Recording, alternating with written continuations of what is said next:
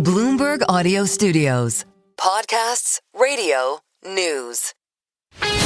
This is Bloomberg Businessweek Daily, reporting from the magazine that helps global leaders stay ahead, with insight on the people, companies, and trends shaping today's complex economy, plus global business, finance, and tech news as it happens. The Bloomberg Businessweek Daily podcast with Carol Masser and Tim Stennebeck on Bloomberg Radio. Matt Miller here with us today, Bloomberg Businessweek. Stocks dropping on this election day. The S&P 500 down almost 1%. Tech stocks getting crushed even further, Matt. And really the only place to hide out is the dollar and treasuries today.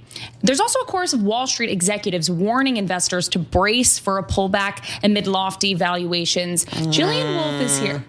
You're doubtful? I mean, you know what? It's the first thing I saw this morning when I logged onto the Bloomberg terminal at like 4:30 in the morning. I saw this story that Wall Street bigwigs are warning about a pullback. That's what's happening. Then I read the story, and it wasn't really that much of a warning. I mean, they're saying, yeah, within the next 2 years, Stocks you could see a fall. 5 to 10% drop. Really? I think we all expect that to be the case. That is very true. Let's get Jillian Wolf's take on this. She's global equity strategist at Bloomberg Intelligence, here with us in the Bloomberg Businessweek studio. Let's just start right there, because that is the headline today that Wall Street execs are warning. But Matt is right.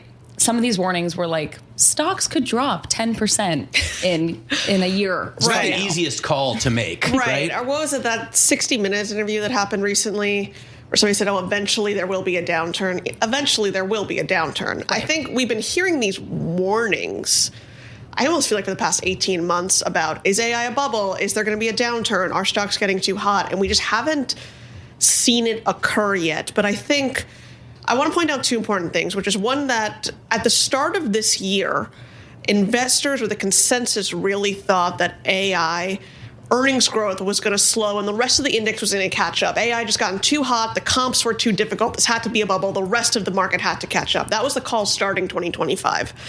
Now that's been pushed out to 2026 again.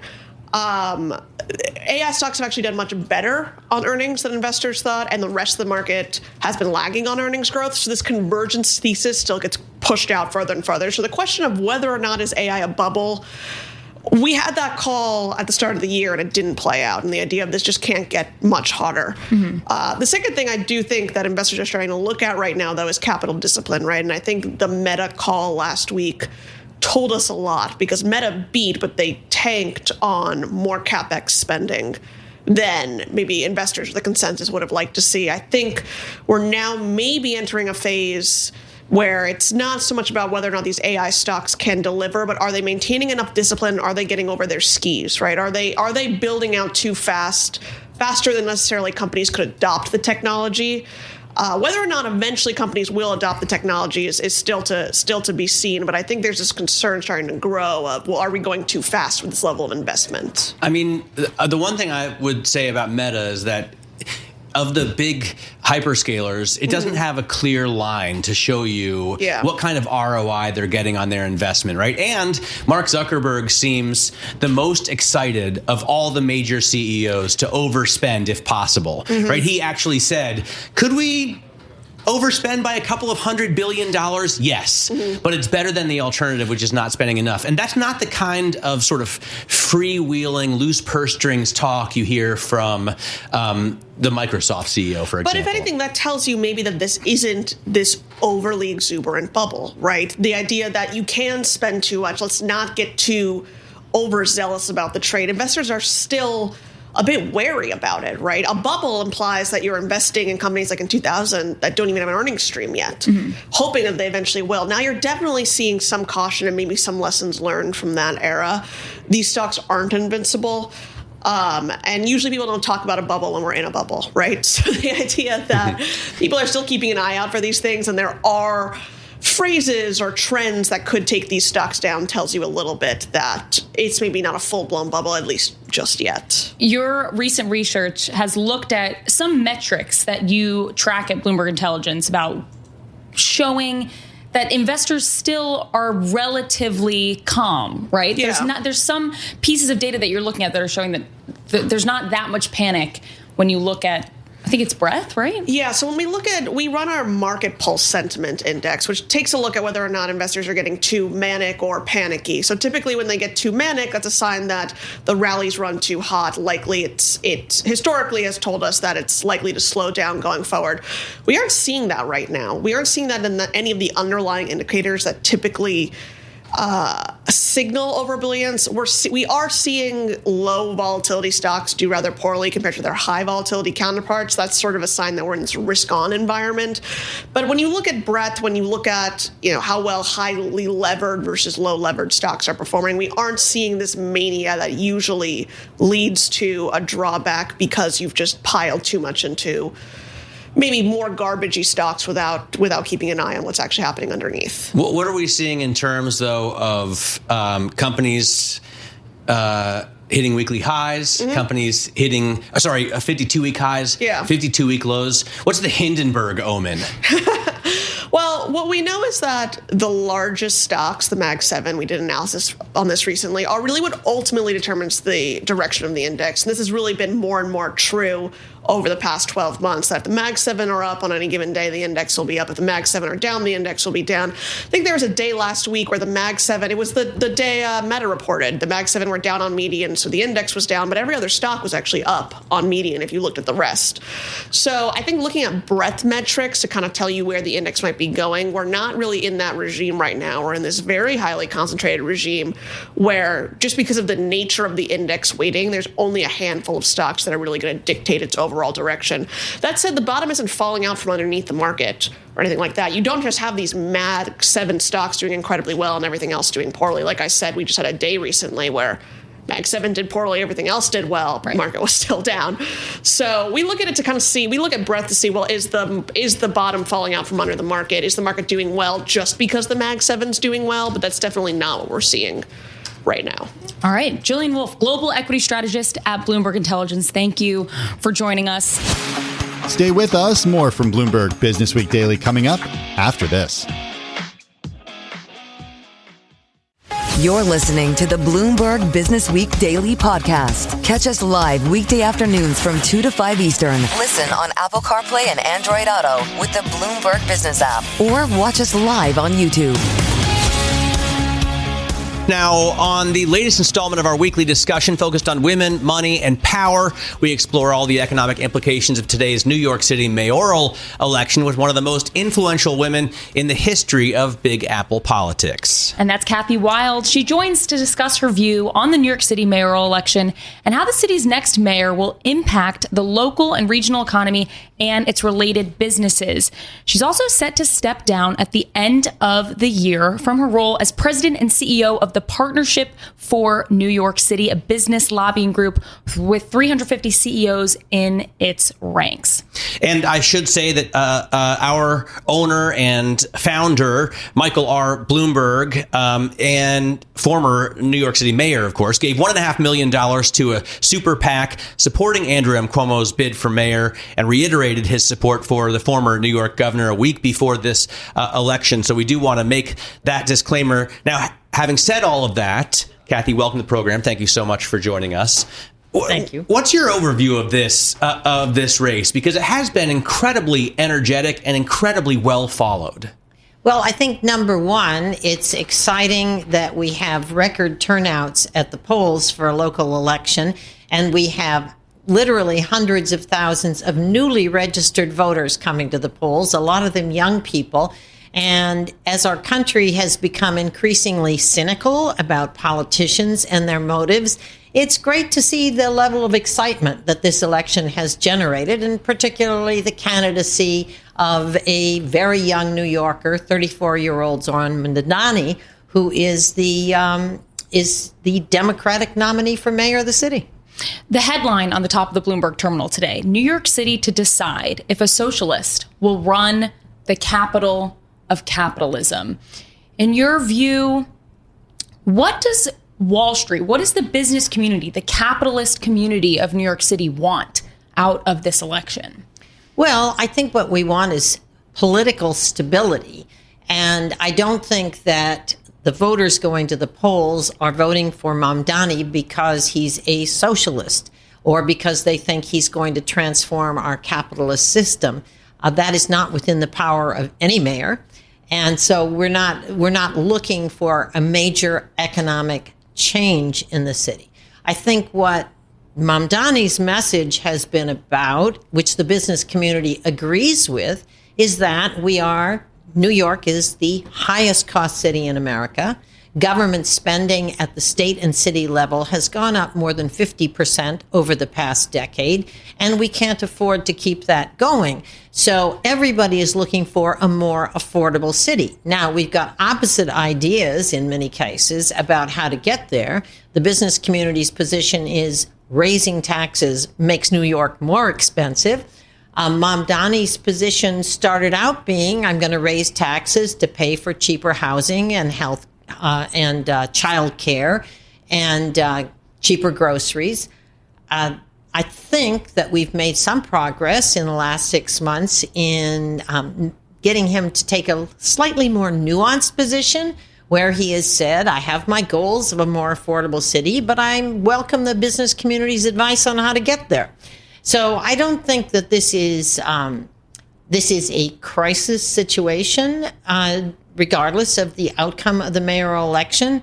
And I do think it's great that more people are engaging in local politics. I do hear the concern that he'll raise taxes voiced from the traders and fund managers and analysts with whom I speak every day on the Bloomberg terminal. They're not the super rich, billionaire class. They're mostly just scraping by. It is a very expensive city, to raise children in. Do you think even if he wanted to raise taxes substantially, he has the power to do so as mayor? Under our Constitution, the mayor has no power to raise income or corporate taxes. That belongs to the governor and the state legislature. So, no, I do not think that there is a reason to be that concerned, because that's going to be a conversation. The governor has said she does not support tax increases at this time. And so what we're looking at is a situation where even if the mayor and the city council were to try to raise expenditures beyond what is prudent, that at that point, we have a fiscal control board that comes into play that was set up after the financial crisis, the fiscal crisis the city faced in the 1970s. We have a financial control board that the governor, the state controller run that gets put in place automatically if the city's budget goes out of whack. So we have many protections to make sure that New York remains fiscally sound. There is a debt limit. A mayor cannot borrow more than a prudent amount without hitting that debt ceiling.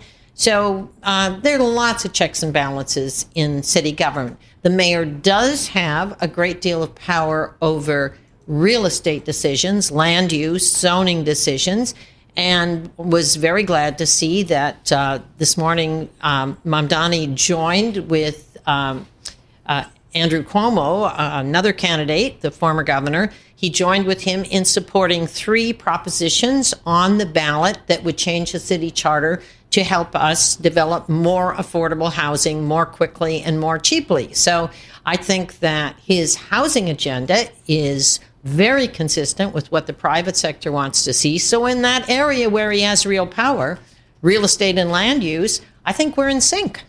And yet you still see these headlines about, New York's wealthy wanting to leave, home prices in Connecticut going up because they want to leave New York. Do you think those fears are overblown then? I think that there is a danger of people leaving New York because they can't afford the quality of life they want in the city. Very expensive to buy a home. To buy a home in Manhattan is now over $1 million. In Brooklyn and Queens, it's over $700,000. Most of the population, like 95%, cannot afford that. So we have an affordability crisis. Child care is costing $26,000 to $40,000 per year per child. What you have to earn, a household has to earn several $100,000 to be able to afford the high rents, over $3,500 a month now in terms of asking rents. You have to earn a lot of money right now to live in New York. That's what this campaign has been about, and people are really voting for a more affordable city. Now, you don't get a more affordable city by raising taxes. So I think that's something that our next mayor is going to find out pretty quickly. Mm-hmm. We are talking, just as a reminder, to Kathy Wild from the Partnership for New York City, for decades one of the city's most influential civic voices. And Kathy, I'm getting a message right now from a listener who's voicing kind of the same kind of surprise that I was talking about with you during the commercial break. It is wild that New York, or that the Democratic Party, couldn't come up with anyone to challenge Zoran Mamdani other than a governor who was chased out of Albany by his own party and a mayor who's basically been chased out of office by his own party. Why couldn't the Democrats come up with anyone qualified to challenge this 34-year-old newcomer? Well, when he started out last September in his campaign, Zoran Mamdani had less than 1% of the vote and was considered a totally unlikely candidate to rise to the occasion. He only became a viable candidate when Governor Cuomo got into the race, and basically the 7 other Democrats in the race, starting with the current mayor, Eric Adams, were not seen by the voting public in the primary. The other candidates were not, and the mayor dropped out of the primary. He had probably the best chance of re-election in many cases, but he dropped out. And that left us with a good range of Democratic candidates: the city controller, the speaker of the city council, a state senator, the former controller. We had a good field of candidates. But the clear alternative during the course of the election, the clear alternative to Mayor Adams and former Governor Cuomo became Zoran Mamdani, and he kind of emerged out of the anti-vote for the other candidates. You've arranged conversations between Mamdani and the business community. You know, we talked a lot at the beginning of this interview about the affordability crisis resonating with a lot of New Yorkers. You don't have to name names, but I'm wondering if in those conversations, anyone was successfully convinced that maybe they were a skeptic of Mamdani and they came out of the conversations changing their mind. I think they came out of the conversations and the meetings that we had, and we had a number of them, and to his credit, right after the primary, Zoran called me up and said, I would like to, give me the names and numbers of the business leaders that I should speak to who are concerned about my candidacy, so I can reassure them my agenda is not to socialize business. My agenda is to make this a more affordable city of opportunity. Which honestly is a goal that we all share. So my experience in seeing this is that people recognize he's a very smart, very young man. The worry is, would you hire this person to run a 300,000 person corporation? The answer to that is probably no. But if you're looking for a mayor who is willing to bring in strong professionals, and I think everybody felt better when he said he would retain our current police commissioner, who has a terrific track record and is very well regarded. Jessica Tisch is our current commissioner. He said that 3 weeks ago he would ask her to stay. That made a big impact, because the question is, will he bring in strong professionals to run the city agencies? What people care about is that we have a safe city, that the agencies are all run well, that the sanitation department picks up the garbage, that the education system produces smart kids. All those, that's what city government does. And that all depends on who are the commissioners, who are the mayor's deputies. And honestly, I think Mamdani could be a very good marketer of the city. He's a compelling communicator. And honestly, that's a lot of what Mike Bloomberg did for our city. He marketed New York and brought us really out of the crisis of 9/11 and made New York a technology capital of the world. He made enormous contribution on restoring people's confidence, the people here and the people around the world, restoring their confidence in New York. And Mamdani has some of those salesman qualities that I think might be very effective. Kathy, can I ask about your confidence in New York as you prepare to pass the baton in terms of the leadership of partnership for New York City? What's your view on public-private collaboration as you've spent years in this job, and what's your hope for this city? Well, ironically, as government has less money, which is what we anticipate with cutbacks in federal funds and the demands for the needs that in the city for more government spending. As government has less money, there's much more motivation to bring in the private sector and build public-private partnerships. That's what happened after the fiscal crisis in the 70s. That's when our organization and many others in the city were created, where the private sector really took over leading investment in a lot of areas. And I think that we may go through the same cycle as we look forward in terms of the fiscal situation of the city and state being tough as the federal government cuts back. And I think that will be, that is the basis for building new public-private partnerships. When government has all the money in the world, they certainly want to spend it. But when they're broke, they're going to look to the private sector.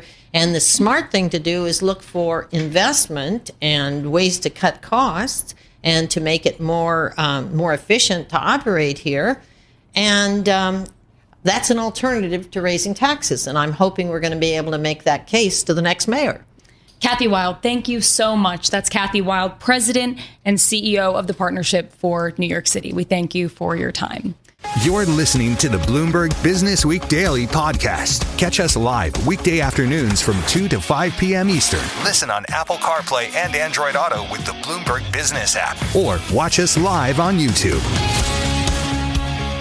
All right, Mark Dixon, founder and CEO of International Workplace Group, is joining us on Zoom from Monaco to talk about the company's latest earnings and the global commercial real estate market more broadly. IWG is a provider of flexible workplace solutions, think hybrid working, co-working spaces.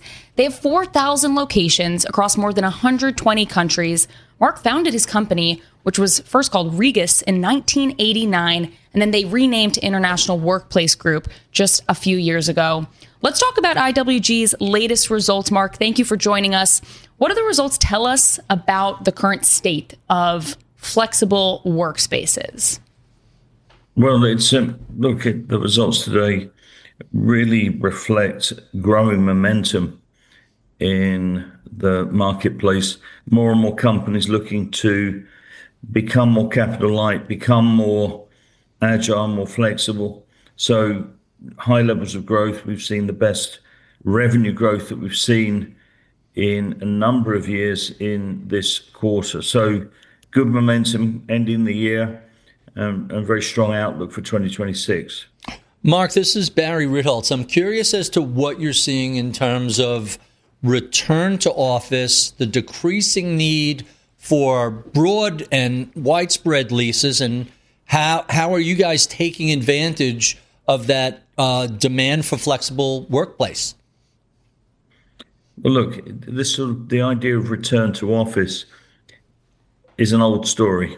It's companies are still using offices in a big way. It's a key component of supporting workers, maximizing productivity. The only thing that's changed is those offices that people are using, workers are using, are in more convenient locations. So they're not all in downtown locations. They're distributed. More and more companies are seeking to support their workforce on a platform of work in many places rather than in one place. But look, the office hasn't gone away. It's just moved. We are supporting 9 million customers today. 1 million of those actually work from home. 8 million are working from offices. It's a growth market. The way people are consuming, companies are consuming real estate is changing fundamentally. How are you supporting a company that works from home? How does that relationship work? We supply a whole range of services for an individual that works from home. IT services, furniture, most importantly, the ability to drop into an office whenever they need one, and to get all the services you would get in if you were in an office, you get them supplied from either home or an office you drop into. It's a growing part of our business. More and more workers are working from home, in particular those people that are working in sort of back office functions. The whole commute really makes no sense for many people, and that market continues to grow.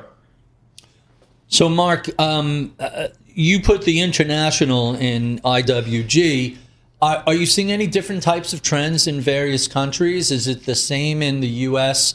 as it might be in the UK or Italy or France? It's similar.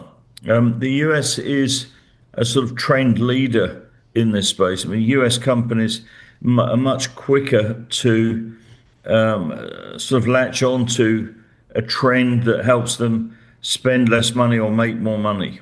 They're very focused on workforce productivity. I think more so as we end 25 than at any time in the past. They're all focused also on capital light. So US companies are adopting more quickly, and that's large US corporations, mediums. The smaller companies have always done this. The same is happening across the world, whether that's Japan, whether that's continental Europe, huge growth for us in places like countries like Italy or France. So it's not limited to any one country. I mean, I think that the catalyst for all of this is advances in technology. It's the technology that is available today that makes a different way of working possible. So companies are moving to this more distributed working method because it helps productivity, because it lowers costs, and because it's what workers want. I have to ask about New York City specifically because our city is kind of on everyone's mind today with the elections. What is your view of just the office real estate market, specifically in New York City? It's kind of hard to get a read on it because there are, of course, more people working from home. But then, of course, you see JP Morgan building a massive new skyscraper in the middle of Midtown Manhattan. What is your take on just the outlook for New York City office real estate? Look, it's highly nuanced. And if you look at work overall, there's about 1.2 billion white collar workers in the world today, 1.2 billion. It is highly nuanced. Now, what works for JP Morgan in Midtown New York City is not the same for all companies. So what we're seeing, I mean, we have a very successful business that's growing in New York City. It's a real sort of hotbed of growth for us. But people are working differently. So where companies may have had 1,000 people in Midtown or in downtown, they may have 100 people now. And those 100 people tend to be housed in better quality space. So what's happening in New York City and many cities worldwide is that companies are having less space in the sort of central business districts, but they want better space because it has to be a place that people want to come into. So there's a move to quality. The market's vibrant. I mean, New York is better, I think, now than at any time I've seen it since 2019, and it's picking up pace all the time. But still, the market's changed. I mean, it's fundamentally different in that there are problems with B and C grade properties where you used to house a lot of, let's call it more back office functions or the cheaper activities. Those have moved. Mark, in the last 30 seconds we have, you guys are in over 100 countries. What areas do you see growth that might be a little bit surprising to listeners? Well, look, a market we like is Africa. It's huge population in Africa and growing population. So countries like Egypt. I mean, Egypt is the Middle East and Africa. significant growth. Middle East overall is a vibrant market. There is a lot of companies moving there, a lot of companies growing there. So the market is moving. It's sort of, yes, it's Asia is still a sort of powerhouse of growth and manufacturing. Right. But Middle East and Africa are. Mark Dixon, we have to cut you off. Founder and CEO of IWG. Thanks for joining us. Stay with us. More from Bloomberg Businessweek Daily coming up after this.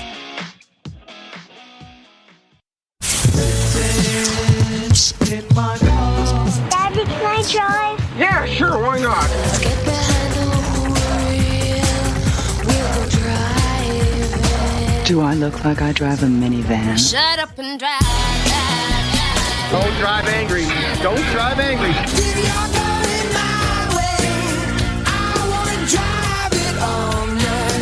I'll drive. Shotgun. This is the drive to the close If you had access to a car like this, would you take it back right away? on Bloomberg Radio.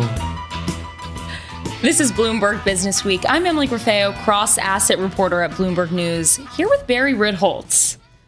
How you doing, Emily? I don't know, what do I call you? Host of the Masters in Business podcast? Sure. Market co-founder, co-founder of Ritholtz Wealth Management, just general pain in the butt. I'm here to point out all the things that we do wrong with money all the time and remind people, please make fewer errors when it comes to managing your assets. That advice kind of thematically makes, it reminds me of a Wall Street legend, an ETF legend, Jack Bogle.